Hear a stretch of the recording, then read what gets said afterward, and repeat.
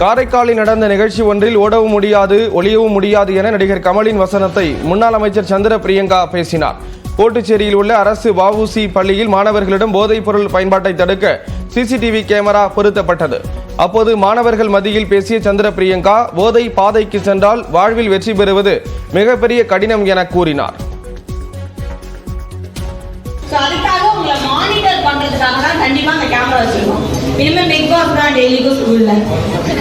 ஓடவும் முடியாது ஒளியவும் முடியாது, உங்களை பார்த்துக்கிட்டே இருப்பாங்க.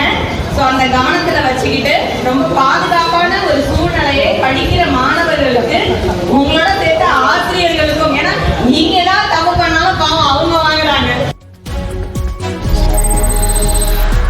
சிவகங்கை மாவட்டம் மானாமதுரை அருகே வடமாடு மஞ்சு விரட்டு போட்டியின் போது மாடு முட்டியதில் 10க்கும் மேற்பட்டோர் காயமடைந்தனர். விழாக்குளத்தில் உள்ள நிறைக்குளத்து ஐயனார் கோயிலில் புறவி எடுப்பு திருவிழாவை முன்னிட்டு மஞ்சு விரட்டு போட்டி நடத்தப்பட்டது. இந்த போட்டியை நடிகர் RK சுரேஷ் தொடங்கி வைத்தார். பல்வேறு மாவட்டங்களிலிருந்து கொண்டுவரப்பட்ட 13 காளைகள் அவிழ்த்து விடப்பட்ட நிலையில் 117க்கும் மேற்பட்ட மாடுபிடி வீரர்கள் அவற்றை அடக்கும் முயற்சியில் ஈடுபட்டனர்.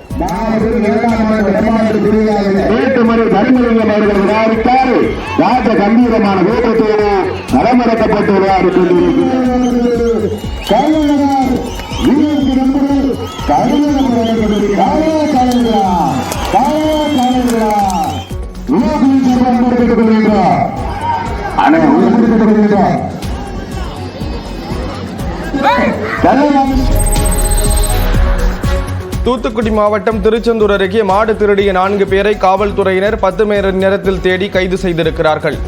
முத்தையாபுரத்தைச் சேர்ந்த தினேஷ் பாபு என்பவருக்கு சொந்தமான மாடு தோட்டத்தில் கட்டப்பட்டிருந்த நிலையில் திடீரென மாயமானது. இதுகுறித்த புகாரின் அடிப்படையில் விசாரணை நடத்திய காவல்துறையினர் செல்வகுமார், ஆறுமுக பெருமாள், மாரிமுத்து, இஸ்மாயில் ஆகியோரை கைது செய்து 50,000 ரூபாய் மதிப்புள்ள மாட்டை மீட்டனர்.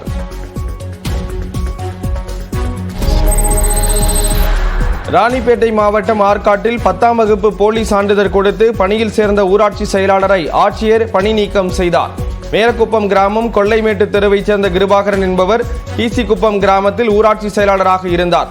இவர் போலியாக சான்றிதழ் கொடுத்து பணியில் சேர்ந்தது கண்டுபிடிக்கப்பட்டதால் அவரை மாவட்ட ஆட்சியர் பணி நீக்கம் செய்தார். புகாரின் பேரில் அவர் மீது வழக்கும் பதியப்பட்டுள்ளது.